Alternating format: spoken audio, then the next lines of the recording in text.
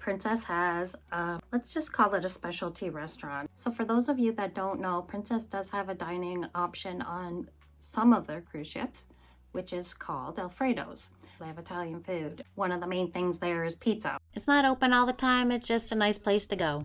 It's an alternative dining choice if you didn't want to go to the main dining room and if you didn't want to go to the buffet, because you don't always want to go to the buffet. Well, it used to be free, but now it's $14.99. That's the new charge if you don't have one of the new upgraded packages where Alfredo's dining is included. Now, what does this mean?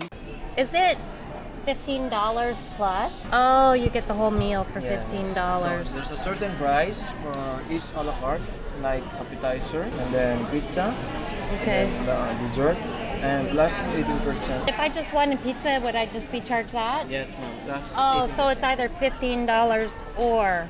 Yeah, the $15 is the whole meal. If I just want pizza, I just pay $8.50. Yes, ma'am. Okay, that's not so bad then. Well, what if you don't want to go to Alfredo's and you don't want to pay $8.50 or $14.99? Okay, it's no problem. You just go upstairs to the Lido deck to Slices. They're open late, usually somewhere between 9 and 11.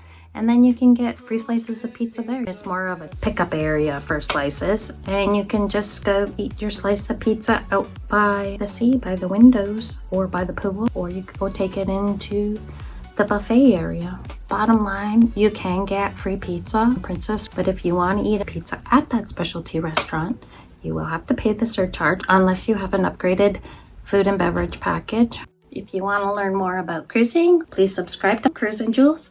Hope to see you soon.